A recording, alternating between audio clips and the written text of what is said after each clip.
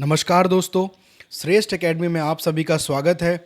जैसा कि आप सबको पता है, हमारे चैनल में एनएमडीसी एग्ज़ाम 2025 का जो सिलेबस है उसको कंप्लीट कराया जा रहा है। साथ ही साथ जो भी अभ्यर्थी पीएससी या व्यापम की तैयारी कर रहे हैं वो हमारे चैनल से पढ़ सकते हैं। तो आज का जो हमारा विशेष टॉपिक है वो है सुकमा जिला का पार्ट 1। अब तक हमारे चैनल में बस्तर और दंतेवाड़ा जिले के जो पार्ट है हमने कवर किए हैं। मैंने आपको बहुत सारी चीज़ें बताई दंतेवाड़ा और बस्तर जिला के बारे में। आप हमारे चैनल पे जाके उन चीज़ों को देख सकते हैं। उस ज़िलों के बारे में आप अच्छा से रिवाइज करके क्वेश्चंस भी प्रैक्टिस कर सकते हैं।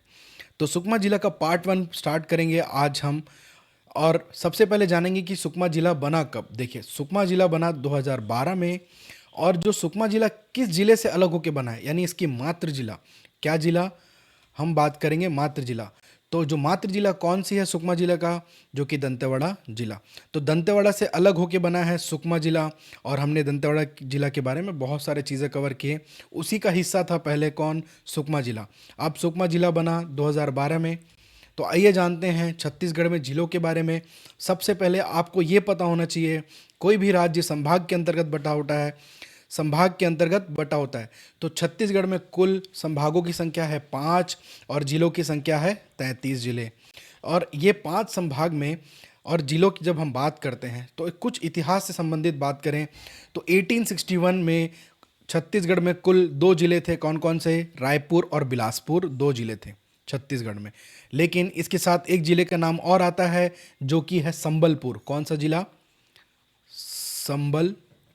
संबलपुर, जो कि आज उड़ीसा के अंतर्गत आता है। तो उस समय जिलों की संख्या थी कुल 3। और उनमें से ही रायपुर और बिलासपुर आज भी छत्तीसगढ़ का हिस्सा है, परंतु संबलपुर आज के डेट में जो कि उड़ीसा का हिस्सा है। ठीक है, 1861 में कुल 3 जिले थे। जैसा आप सभी जानते हैं, कोई भी राज्य संभाग के अंतर्गत बटा होता है, उसी संभाग के अंतर्गत आते हैं जिले। ठीक है, तो अब 1862 में, यानी 1 वर्ष के बाद, रायपुर का प्रमोशन होता है और इसको संभाग का दर्जा प्राप्त होता है।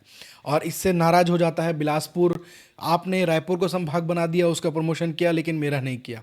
इसी को देखते हुए बिलासपुर को 1956 में संभाग का दर्जा प्राप्त होता है रायपुर के साथ साथ, है ना। तो रायपुर को मिला संभाग का दर्जा 1862 में और 1956 में बिलासपुर को संभाग का दर्जा प्राप्त हुआ। तो छत्तीसगढ़ में उस समय कितने संभाग हो गए? कुल 2 संभाग। अब इनका प्रमोशन तो हो गया, अब आसपास वाले जो क्षेत्र थे वो लोग भी नाराज थे। तो ऐसे देखते हुए कुल संभागों की संख्या 5 हुई। और ये संभाग खासकर प्रशासनिक के आधार पर बांटे जाते हैं। ठीक है, तो कुल संभाग की संख्या 5। 1862 में पहले बना रायपुर संभाग, 1956 में बना बिलासपुर संभाग, बस्तर संभाग बना जो कि 1981 में, चौथा संभाग बना 2008 में जो कि सरगुजा संभाग, और दुर्ग संभाग बना कब? 2013 में। ये थी संभागों की संख्या। इसी के अंतर्गत हम जिलों का विवरण देखते हैं। मैंने आपको पहले भी बहुत बार अपनी सेशन पे बताया है। और शुरुआत में कुल 28 जिले देखने को मिले हमें। और इन्हीं 28 जिलों का देखो, अब जिले तो बन गए, अब लोग एक दूसरे से नाराज होते थे कि हमारा प्रमोशन नहीं हो रहा है। कुछ लोग ज़्यादा जल्दी ही नाराज हो जाते हैं। तो ऐसे देखते हुए भाई चलो आप संभाग के अंतर्गत ज़्यादा जिला बना लो। तो इसमें से कुछ ऐसे संभाग हैं जिनके अंदर जिलों की बढ़ोतरी हुई। तो देखते हैं, शुरुआत में रायपुर के पास 5 जिला, बिलासपुर के पास 6 जिले, और बस्तर के पास सबसे ज़्यादा जिले 7 जिले, और दुर्ग के पास 5 और सरगुजा के पास 5। ये दोनों थोड़ा बहुत नाराज हो गए कि हमारे पास कम जिले क्यों है। अब रायपुर को क्या ही फर्क पड़ेगा, क्योंकि इसके पास बहुत सारा धन दौलत है। ठीक है, तो देखिए, अब सब कोई मिलके थोड़ा थोड़ा अपना बढ़ोतरी देख रहे थे, लेकिन रायपुर बढ़िया कांस्टेंट था, ठीक ठाक, बुजुर्ग हो गया भैया, शांत बैठा है। लेकिन बाकी आसपास वाले थोड़ा उछल रहे थे। तो जो जो उछल रहे थे, चलो भाई आप एक काम करो, अपने अंदर जिलों का निर्माण कर लो। तो रायपुर अभी भी शांत है 5 जिलों के साथ। देखिए, अब बिलासपुर बोला मैं किसी से कम नहीं, मैं 8 जिले बनाऊंगा। ठीक है, और उसी तरह सरगुजा बोले मैं भी किसी से कम नहीं, 6 जिले। और दुर्ग बोला भाई मैं भी किसी से कम नहीं, 7 जिले, मैं बस्तर को टक्कर दूंगा। तो बस्तर और दुर्ग जिले, जो दुर्ग संभाग हैं, इन दोनों के मतलब संभाग की बात करूं तो देखिए, बस्तर संभाग और दुर्ग संभाग के पास कितने जिले हैं? 7 जिले। रायपुर के पास 5 जिले, बिलासपुर के संभाग के पास 8 जिले, सरगुजा के पास 6 जिले। ठीक है, अब ये इन जिलों के अंतर्गत जितने भी जनजातियाँ, सांस्कृतिक जो भी चीज़ें हमको आगे जाके पढ़ेंगे। तो इन जिलों के विवरण में सबसे जो हमारा विशेष टॉपिक है, बस्तर संभाग के अंतर्गत दंतेवाड़ा जिला और जो कि सुकमा जिला और बस्तर जिला। बीजापुर जिला, नारायणपुर जिला, कोंडागांव और कांकेर। और आज का जो हमारा विशेष टॉपिक है वो है खासकर दक्षिणतम वाला जिला कौन सा, सुकमा जिला। छत्तीसगढ़ का सबसे दक्षिणतम जिला कौन सा है, सुकमा जिला। और सबसे उत्तरी जिला है बलरामपुर, जो कि सरगुजा संभाग के अंतर्गत आता है। इसी के बारे में आज जानेंगे। तो बढ़ते हैं आगे इस सेशन में। देखिए, मैंने आपको बहुत बार अपने सेशन पे बताया कि आपको मैप का पिक्चर क्लैरिटी होना चाहिए, तभी जाके पता चलेगा। क्योंकि एग्जाम में पूछा जाता है क्या दंतेवाड़ा जिला इस जिला को टच करता है, क्या सुकमा जिला टच करता है। तो ऐसे प्रश्नों को क्रैक करने का बहुत आसान तरीका, आप मेरे सेशन पे मैप को प्रैक्टिस कीजिए। कोई भी क्वेश्चन मैप स्पर्श से अगर पूछा जाएगा कि इसको टच करता है, उसको टच करता है, ऐसे क्वेश्चन ज़रूर बनेंगे। 2 सेकंड लगता है इसको बनाने में। देखिए, ये बन गया, आपने विभाजित किया। और ऐसे जिस किसी को भी ये समझ में नहीं आ रहा कि मैंने ऐसे कैसे बनाया, आप मेरे दंतेवाड़ा जिला, बस्तर जिला को पढ़िए, सेशन को देखिए, आपका पूरा पिक्चर क्लियर होगा। अब सबसे ऊपर कौन सा आता है भैया, कांकेर, उत्तर बस्तर कांकेर। तो कांकेर का उत्तर बस्तर कांकेर नाम कैसे पड़ा, 2003 में नाम परिवर्तन किया गया कांकेर। और दंतेवाड़ा जो कि यहाँ बीच में है, दंतेवाड़ा को कहा गया दक्षिण बस्तर दंतेवाड़ा, ठीक है। साथ ही साथ यहाँ पर आपको देखने को मिलता है नारायणपुर, इसके बगल में कौन सा है, कोंडागांव, नीचे है बस्तर, और सबसे दक्षिणतम है सुकमा, और यहाँ पे आपका बीजापुर। तो कुल जिलों की संख्या कितनी हो गई, 7 जिले नीचे, यही चीज़ों को हम पढ़ रहे हैं। और जिसमें आज का हमारा है सुकमा जिला। दंतेवाड़ा जिला से अलग होकर बना है सुकमा जिला, कब बना, 2012 में। तो आपको विशेष ध्यान रखना है कि सुकमा जिला की मातृ जिला पूछे तो दंतेवाड़ा, ठीक है। अब यहाँ से आप एक पिक्चर देखिए, यहाँ पे मैंने अपने पुराने सेशन पे भी बताया है। जैसे कि आप सबको पता है बस्तर का निर्माण कब हुआ, 1948 में इस जिला को बनाया गया। बस्तर ने अपने से अलग किया दंतेवाड़ा को 1948 में नीचे से, और ऊपर उत्तरी ओर से उत्तर बस्तर कांकेर को अलग किया 1998 में। कब, 50 वर्षों के बाद 2 जिलों का निर्माण होता है बस्तर से, दंतेवाड़ा 1998 और उत्तरी ओर 1998 में कांकेर। 2 जिले बने 1998 में, कौन कौन से, कांकेर और दंतेवाड़ा। अब देखिए, बस्तर से अलग हुआ दंतेवाड़ा, बढ़िया, थोड़ा नाराज हो गया, ठीक। अब दंतेवाड़ा जिला क्या करता है, कॉपी करता है बस्तर का। तो कैसे, देखिए, बस्तर बोला कि भाई मैं नारायणपुर को अपने से अलग कर रहा हूँ, कब, 2007 में। तो दंतेवाड़ा ने भी इसका नकल किया और बोला भाई आप अगर कर रहे हो तो मैं भी करूँगा। तो बीजापुर को इसने अपने से अलग किया इस साइड 2007 में। अब बस्तर ने कोंडागांव को अलग किया अपने से 2012 में। तो ये बोला दंतेवाड़ा मैं भी किसी से कम नहीं, आपको मैं पीछे नहीं छोड़ूंगा, आपका नकल करूंगा। इसको अलग कर दिया, किसको, सुकमा को अपने से अलग कर दिया दंतेवाड़ा, ठीक है। तो ये थी कहानी अब तक। तो आगे बढ़ते हैं। इस चीज़ को आप, अगर ये मैप आपको याद है तो बहुत आसान से पता चल जाएगा कौन सा जिला कब बना, ट्रेस हो जाएगा, ठीक है। तो देखिए, ये सब है कहानी। ये आपका सुकमा जिला, ये है बस्तर, ठीक है। यहाँ बैठा है दंतेवाड़ा और ऊपर है कोंडागांव। इसी दंतेवाड़ा जिला से अलग होके बना ये कोंडागांव, ये सॉरी सुकमा जिला, ठीक है। ये सुकमा अलग होता है आपका दंतेवाड़ा से। देखिए, अब दंतेवाड़ा जो कि भू अवस्थित जिला है, कैसे, क्योंकि दंतेवाड़ा जिला जब भी देखेंगे तो ये आपको मैंने अपने पुराने सेशन पे भी बताया है कि भू अवस्थित जिला क्या होता है। देखिए, भू अवस्थित जिला वो होता है जो किसी भी राज्य को टच नहीं करता, राज्य की सीमा को स्पर्श नहीं करता। यानी ये ना तो उड़ीसा की सीमा को स्पर्श करता है, ना तो तेलंगाना, नीचे जो तेलंगाना है, और यहाँ जो आंध्र प्रदेश और तेलंगाना, ना तो महाराष्ट्र, किसी भी राज्य को टच नहीं करता है। ऐसे जिलों को कहा जाता है भू अवस्थित जिला। क्या कहा जाता है, भू अवस्थित जिला कहा जाता है। तो दंतेवाड़ा कैसा जिला है, एक भू अवस्थित जिला है। तो पूरे छत्तीसगढ़ में भू अवस्थित जिलों की संख्या बात करें तो कुल 11 भू अवस्थित जिला है, यानी ऐसे जिले जो दूसरे राज्य को टच नहीं करते। साथ ही साथ मैंने आपको ये बताया बलरामपुर जो कि सबसे उत्तरी जिला, और सुकमा जो कि सबसे दक्षिणी जिला, और इसी जिले के बारे में आज हम पढ़ रहे हैं, ठीक है। भू अवस्थित जिलों की संख्या आपसे पूछ सकता है छत्तीसगढ़ में, तो 11 जिले आपको पता होना चाहिए। इसलिए पता होना चाहिए क्योंकि जो दंतेवाड़ा जिला के अंतर्गत आपका एनएमडीसी, दंतेवाड़ा जिला के अंतर्गत क्या आता है, एनएमडीसी, जो कि आयरन और अयस्क का खनन करता है। कहाँ पर, बेलाडीला, बचेली और किरंदुल में, ठीक है। इसलिए हमारे लिए थोड़ा सा बहुत ही महत्वपूर्ण है। बात करें सुकमा जिला में, अब सुकमा जिले को हम डिटेल में देखेंगे। भू अवस्थित जिला आपने जाना, ठीक है, सरगुजा, कोरबा, जांजगीर चांपा, बेमेतरा। अब इनको एक बार मैं आपको दिखा देता हूँ। देखिए, आप बस्तर संभाग में एकमात्र दंतेवाड़ा एक ऐसा जिला है जो कि भू अवस्थित जिला है बस्तर संभाग में, इसलिए थोड़ा सा महत्वपूर्ण हो जाता है हमारे लिए एग्जाम पॉइंट ऑफ व्यू से। अब देखिए, ऊपर जाएंगे आप, दुर्ग संभाग में दुर्ग भी किसी को टच नहीं करता, बेमेतरा भी नहीं, बालोद भी नहीं, यानी दूसरे राज्य को टच नहीं करता। इसलिए कैसे जिले हैं? भू आवेष्टित जिले। साथ ही साथ आपका रायपुर भी किसी दूसरे राज्य को टच नहीं कर रहा है, भू आवेष्टित जिला कहलाया। बलौदाबाजार, उसी तरह जांजगीर चांपा, कोरबा, शक्ति और सरगुजा। तो इन जिलों को कहा जाता है खासकर, क्या कहा जाता है? भू आवेष्टित जिला कहा जाता है। क्या कहा जाता है? भू आवेष्टित जिला। ठीक है। क्या बलरामपुर भू आवेष्टित जिला है? आपसे प्रश्न मैं पूछ रहा हूँ। जी नहीं, बलरामपुर भू आवेष्टित जिला नहीं है, क्योंकि यहाँ ऊपर में उत्तर प्रदेश इन जिलों को, इन राज्यों को टच करता है। ठीक है, तो याद रखें, ये आपके लिए बहुत ही महत्वपूर्ण है। आगे बढ़ते हैं। मैं आपको मैप एक बार और अच्छे से बताता हूँ। जिस किसी को भी मैप ड्रॉ करना समझ में नहीं आता, नीचे हिस्सा आप यहाँ से देख सकते हैं। ये है आपका जिला जो कि ड्रॉ करने का 7 जिले। देखिए, अब ये पूछेगा सुकमा जिला, ये सुकमा है क्या? सुकमा जिला कोंडागांव जिला को टच करता है? तो आप अगर रटते बैठे रहेंगे तो कोई मतलब नहीं है। यहाँ से बढ़िया समझिए। तो देखिए, सुकमा जिला कोंडागांव जिला को टच नहीं करता है, सिर्फ और सिर्फ बस्तर, दंतेवाड़ा को और बीजापुर को टच करता है। ठीक है, आपको याद रखना है, बस्तर संभाग सबसे बड़ा संभाग, सबसे छोटा संभाग दुर्ग संभाग। क्षेत्रफल अनुसार क्रम ये पीएससी और व्यापम लेवल का है। बस आपको इतना याद रखना है, सबसे बड़ा संभाग बस्तर संभाग और दुर्ग संभाग सबसे छोटा संभाग। अगर चलो क्षेत्रफल के आधार पे आपको पूछता है, जो भी बच्चे पीएससी व्यापम की तैयारी कर रहे हैं, तो ये आप समझिए, बढ़िया खाना खाने गए, कहाँ गए? ढाबा में खाना खाने गए। तो खाना खाने के बाद बोलते हैं, बस सर बिल लेके आ जाए। सर, वेटर बोलता है, सर मैं कुछ आपके लिए और खाने के लिए लाऊं? तो आप क्या बोलते हैं? बस सर बिल ला दो। ठीक है, तो आप बस सर बिल ला दो बोलते हो, साथ ही साथ राय देते हो कि दुर्ग में इससे अच्छा होटल है। क्या राय दिया आपने? कि दुर्ग में इससे अच्छा होटल है। तो आपने कहा, क्या कहा? बस सर बिल लेकर आओ। ठीक है, और एक राय दिए, जाते जाते आपसे पूछते सर खाना कैसा बना था? तो आपने एक राय दिया, बोला भाई दुर्ग में इससे अच्छा होटल है। ठीक है, अब वो जाने, दुकान वाला जाने। तो ये एक शॉर्ट ट्रिक आपके लिए मैं बना दिया हूं। अगर क्षेत्रफल के आधार पर क्रम पूछता है, जिन भी अभ्यर्थियों को याद रखना है क्षेत्रफल के आधार पर, तो आप एक ट्रिक बना लीजिए, बस सर बिल लेके आओ। ठीक है, और जाते जाते अपने राय दिया कि भाई दुर्ग में इससे अच्छा होटल है। ठीक है, सबसे बड़ा संभाग बस्तर संभाग, सबसे छोटा संभाग दुर्ग संभाग।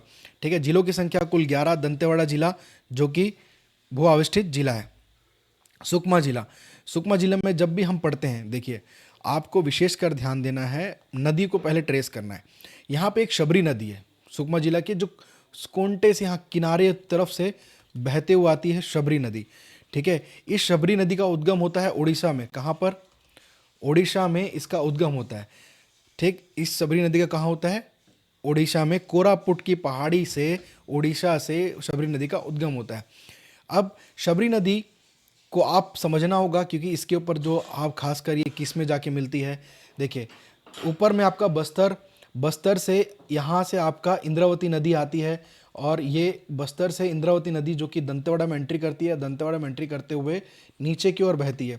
और ये सब नदियाँ जो है कहाँ पे जाके मिलती है? खासकर गोदावरी अपवाह तंत्र में इनका विसर्जन होता है। किसमें? गोदावरी अपवाह तंत्र। इंद्रावती का प्राचीन नाम क्या है? इंद्र और मंदाकिनी। ठीक है, और शबरी का प्राचीन नाम पूछे तो याद रखना है कोलाब नदी। क्या है? कोलाब नदी है, जो कि शबरी की प्राचीन नाम है, और इंद्रावती का इंद्र और मंदाकिनी। ये ऊपर में इंद्रावती नदी है, ये बह के आ रही है, गोदावरी में मिली। उसी तरह शबरी भी आके कहाँ मिल रही है? गोदावरी में आके मिल रही है। ठीक है, और यहाँ से क्या होता है, दंतेवाड़ा क्षेत्र से दो नदियों, जो कि कौन का सर? डंकनी और शंखनी। शंखनी नदी किस में जाके मिलती? ये सॉरी, आप यहाँ पे मैंने सुकमा जिला में इसे बना दिया है, तो इस पर ध्यान न दें क्योंकि कन्फ्यूजन हो जाएगा। आगे बढ़ते हैं। देखिए, ये जो दंतेवाड़ा जिला है, यहाँ से मान के चलिए नंदीराज की पहाड़ी से शंखनी नदी का उद्गम होता है, जो कि कहाँ मिलती है? जाके इंद्रावती में। और डांगर डोंगरी से, जो कि डांगर डोंगरी क्षेत्र से डंकनी नदी का उद्गम होता है, और यह शंखनी मिली। और जहाँ पे इनका जो दोनों का संगम है, वहीं पे कहा जाता है, क्या कहा जाता है? दंतेवाड़ा। क्या कहा जाता है? दंतेवाड़ा। तो इस चीज़ को आपको विशेषकर ध्यान देना है। दंतेवाड़ा किस दो नदियों के संगम में बसा है? कौन कौन सा? शंखनी और डंकिनी नदियों के संगम में बसा है दंतेवाड़ा। ठीक है, अब आगे बढ़ते हैं। देखिए, सुकमा जिला में जैसा कि मैंने बताया, ये इंद्रावती नदी, अगर आपने बस्तर जिला मेरे से पढ़ा है दंतेवाड़ा के बारे में और बस्तर के बारे में, तो वो सभी बच्चे आराम से ट्रेस करने होंगे इसके बारे में। ठीक है, शबरी का प्राचीन नाम क्या हो गया? कोलाब। इंद्रावती का नाम, प्राचीन नाम इंद्र और मंदाकिनी। ठीक है, अब ये थी सहायक नदियों के बारे में। ठीक है, अब देखिए, अब असली कहानी यहाँ चालू होती है। नदी के बाद यहाँ एक क्षेत्र पड़ता है झीरम घाटी। कौन सा क्षेत्र? खासकर ये है झीरम घाटी। देखिए, जब मैं बात करता हूँ झीरम घाटी की, यहाँ पे मिलता है अभ्रक। तो आप समझिए आप घूमने निकले हैं बस्तर से सुकमा जिला की ओर, सुकमा जिला से बस्तर की ओर घूमने निकले। आपने सबसे पहले बीना अभ्रक। क्या बीना? यहाँ पे पाया आपने अभ्रक। अभ्रक बढ़िया बीनते हुए काफ़ी थक चुके थे। काफ़ी थकने के बाद यहाँ पे एक पड़ता है, यहाँ पे आपने पिया छींद। क्या पिया आपने? छींद, जो कि सुकमा और बस्तर संभाग में जैसे सल्फी, ताड़ी ये सब मिलता है, उसी तरह यहाँ पे छींद मिला आपको। आप यहाँ पे किए क्या पिए? एक लोटा छींद पिए। तो ये जो छींद पिए, कौन से क्षेत्र है? छींदगढ़। ठीक है, छींदगढ़ में आपने क्या पिया? छींद पिया। छींद पीने के बाद आप पहुंच गए सुकमा, जो कि जिला मुख्यालय सुकमा पहुंच गए। ठीक है, सुकमा पहुंचे। सुकमा में यहाँ काफ़ी थक चुके थे, तो यहाँ आप नहाने के लिए पानी की कमी थी, तो यहाँ पे आप पहुंच गए गुप्तेश्वर जलप्रपात। ठीक है, गुप्त तरीके से आपने नहाया, छुप के बढ़िया गुप्तेश्वर जलप्रपात में। ठीक है, नहाने के बाद आप नीचे की ओर बढ़ते हैं। अब नीचे की ओर बढ़ने से पहले कहते चलो यार मैं थोड़ा सुकमा घूम लेता हूँ। आपने सुकमा घूमा। घूमते घूमते यहाँ पे मलगेर नदी पहुँच गए, और इसी मलगेर नदी से एक नदी के पास एक पड़ता है मलगेर इंदुल जल प्रपात में आपने शाम को बढ़िया हाथ पैर धोया, थोड़ी देर आराम किया। आराम करने के बाद यहीं पे आप रात बिताए। ठीक है, यहाँ रात बिताने के बाद अगले दिन आप वापस भ्रमण पे निकले। तो यहाँ पे अब देखो कब तक सोलो घूमेंगे। देखिए, कोई भी व्यक्ति सोलो ज़्यादा देर तक नहीं घूम सकता। ठीक है, अकेला कितना ही घूमेगा, बढ़िया बोर हो गया था। अब यहाँ पे इसकी एक मुलाकात होती है एक रानी से। किससे? रानी से मुलाकात होती है। और रानी रानी से, जिस रानी से मुलाकात होती है वहीं पे है रानी दरहा जलप्रपात। क्या है? रानी दरहा जलप्रपात के पास रानी से मुलाकात हुई। मुलाकात होने के बाद, रानी से मिलने के बाद बढ़िया एक कोंटे में चले गया। कौन? अपना हीरो, जो भी घूम रहा है, मन के आप ही घूम रहे हो। ठीक है, तो यहाँ पे आप पहुँचे कोंटा। एक कोंटे में पहुँचे, यही है जो कि छत्तीसगढ़ का दक्षिणतम तहसील और सुकमा जिला का सबसे दक्षिणतम तहसील। कौन सा नाम है इसका? क्या है? कोंटा। और यही कोंटा जो कि शबरी और सिलेरू नदी के संगम पर बसा है। कोंटा, शबरी और सिलेरू, क्या है? शबरी प्लस सिलेरू नदी के संगम पर बसा है कोंटा तहसील। ये कोंटा तहसील किस जिले के अंतर्गत आता है? सुकमा जिले के अंतर्गत। ठीक है, एक बार मैं आपको कहानी और रिपीट करता हूँ ताकि ये चीज़ आपको याद रहे। ठीक है, देखिए वापस स्टार्ट करते हैं एक बार। आप बस्तर घूम रहे हैं, बढ़िया। बस्तर से घूमने के बाद आप झीरम घाटी से होते हुए कहाँ एंट्री की? झीरम घाटी है। ये वही झीरम घाटी है जहाँ पे नक्सलियों के द्वारा बहुत बड़े वारदात को अंजाम दिया गया था, जिसमें बहुत सारे कांग्रेस नेताओं की हत्या कर दी गई थी, साथ ही साथ बहुत सारे सीआरपीएफ जवानों की शहादत हुई थी, यानी शहीद हुए थे। तो ये वही झीरम घाटी है। यही झीरम घाटी से आपने बिना अभ्रक, तो पूछता है अभ्रक कहाँ पाया जाता है? झीरम घाटी में अभ्रक पाया जाता है। इस अभ्रक को बीनने के बाद आप कहाँ पहुँचे? छींदगढ़, जहाँ पे आपने एक गिलास छींद पिया, एक लोटा छींद पिया, जो कि छींदगढ़ मिलता है। छींद छींद पीने के बाद आप कहाँ पहुँचे? जिला मुख्यालय सुकमा पहुँचे।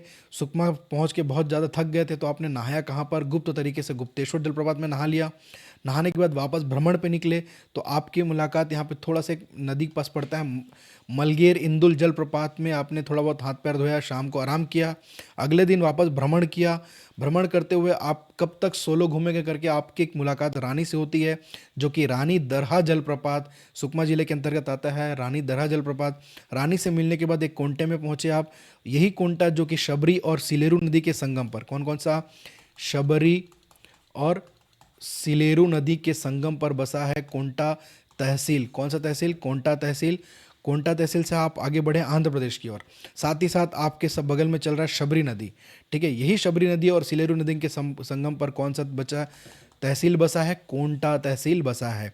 और छत्तीसगढ़ का सबसे दक्षिणतम तहसील आपसे एग्जाम में पूछे तो आपको पता होना चाहिए, कोंटा तहसील छत्तीसगढ़ का सबसे दक्षिणतम तहसील है। कोंटा, जो कि सुकमा जिले के अंतर्गत आता है। साथ ही साथ आपके लिए जो सुकमा का भी दक्षिणतम तहसील कौन सा हो जाएगा? कोंटा हो जाएगा।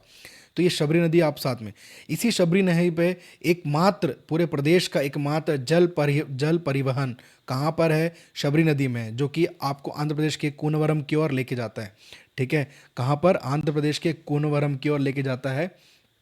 यही जल परिवहन आपसे पूछेगा, जल परिवहन मार्ग प्रदेश का कहाँ पर है? इसी शबरी नदी के तट पर है, जो कि आपको लेके जाएगा कहाँ पर? आंध्र प्रदेश के कोनवरम साइड यह आपको लेके जाता है। जल परिवहन मार्ग आपसे पूछे तो आपको पता होना चाहिए। ठीक है, यहाँ तक थी अब तक की कहानी। ठीक है, तो देखिए अब थोड़ा सा इसको हम मैप में ट्रेस करते हैं, ये वाला। ठीक। आप घूम तो रहे हैं, साथ ही साथ आपको नदियों के बारे में थोड़ा सा पता होना चाहिए कि क्या नदी क्या है और कौन सा आपका, खासकर इसके बारे में आपको थोड़ा सा ज्ञान होना चाहिए। ठीक है, आगे बढ़ते हैं। देखिए आप कहाँ पहुँचे, इंद्रावती नदी को समझिए।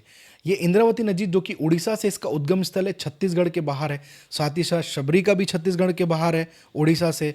और इंद्रावती नदी जो कि इंद्र और मंदाकिनी के नाम से जाना जाता था, ये है मुंगेर की पहाड़ी, उड़ीसा से निकलते हुए कहाँ पहुँची, बस्तर पहुँची। बस्तर से ट्रैवल करते हुए, बस्तर से ट्रैवल बस्तर से ट्रैवल करी। देखिए इंद्रावती नदी यहाँ बस्तर से निकली, बस्तर से निकलते दंतेवाड़ा के बारसूर पहुँची। बारसूर पहुँच के ये कहाँ पहुँची, बीजापुर। ठीक है, क्योंकि अगर इसको आप मैप में देखेंगे तो ये आपका कौन सा जिला है, सुकमा जिला। ये आपका बस्तर जिला, ठीक है, ये आपका दंतेवाड़ा जिला, ये आपका बीजापुर जिला। तो इंद्रावती नदी यहाँ से एंट्री करी, बस्तर में घुसी, बस्तर में धीरे से यहाँ बारसूर पहुँची, बारसूर से बीजापुर गई, बीजापुर से गोदावरी अपात अंतर में मिल गई। उसी तरह कोरापुट से आपका शबरी निकला, किनारे में बहते हुए ये भी जाके गोदावरी में इसका विसर्जन हो गया। इंद्रावती का ही नाम इंद्र और मंदाकिनी प्राचीन नाम है। इंद्रावती नदी के तट पर चित्रकूट जलप्रपात, इसी इंद्रावती नदी और नारंगी नदी के संगम पर है नारायणपाल का विष्णु मंदिर, जो कि सोमेश्वर देव प्रथम के द्वारा बनवाया गया था। इसी इंद्रावती नदी पर है आपका बारसूर, जो कि बारसूर में खासकर बत्तीसा मंदिर, मामा भाजा मंदिर, चंद्रादित्य मंदिर, चंद्रादित्य सरोवर, ठीक है, जो कि छिंदक नागवंश के द्वारा बनाया गया था। इसी इंद्रावती नदी पर है आपका दंतेवाड़ा के पास जो कि बोध घाट परियोजना। इसी इंद्रावती नदी जो कि बीजापुर से बहते हुए और आपका जो कि गोदावरी के यहाँ पे आके मिलता है, ठीक है, विसर्जन गोदावरी में हो जाता है। ठीक है, तो ये थी अब तक की कहानी। अब आप अगर जब तक इसको समझेंगे नहीं तो कैसे पता चलेगा। तो ये आपका नंदीराज से क्या हुआ, शंख नदी। देखो मैंने लाल कलर का यहाँ से स्पेसिफिक मेंशन किया है क्योंकि इसका जो सबसे छत्तीसगढ़ का प्रदूषित नदी लाल कलर का शंखनी, जो कि जाके इंद्रावती में मिल रहा है। साथ ही साथ डांगर डोंगरी क्षेत्र से किसका उद्गम होता है, जो कि डंकनी का उद्गम होता है। ये इंद्रावती की सहायक नदियाँ हैं और सब किसके अंतर्गत आती हैं, गोदावरी अपवाह तंत्र के अंतर्गत आती हैं ये सारी नदियाँ। अब जैसे दक्षिण से शंखनी और डंकनी आ रही हैं, तो उत्तर से भी तो कोई सी नदियाँ इंद्रावती में नदी मिल रही होगी। तो मैंने आपको ट्रिक बताया था कि देखिए इसका ट्रिक मैंने आपको बताया था कि कोटरी नदी, जो जो गुड़ नदी, निब्रा नदी, साथ ही साथ आपका नारंगी नदी। ठीक है, तो इंद्र क्या हो रही थी, बोर हो रही थी। क्या हो रही थी, मैंने आपको बताया था इंद्र बोर हो रही थी। तो कोंटे में बैठ के सबसे पहले क्या खाई वो, नारंगी खाई। नारंगी के साथ क्या क्या खाया, नींबू खाया। नींबू खाने के बाद बहुत ज़्यादा खट्टा हो गया तो गुड़ खाया। अब ये सब क्यों खा रही थी, इंद्र एक कोने में बैठ के, इंद्र जो कि बहुत बोर हो रही थी। ठीक है, बहुत ज़्यादा इंद्र बोर हो रही थी। तो कोंटे में यानी कोटरी नदी, ठीक है, बोर हो रही थी, कोंटे में बैठ के क्या खाया, पहले नारंगी खाया, उसके बाद नींबू खाया, बहुत ज़्यादा खट्टा हो गया तो गुड़ खाया।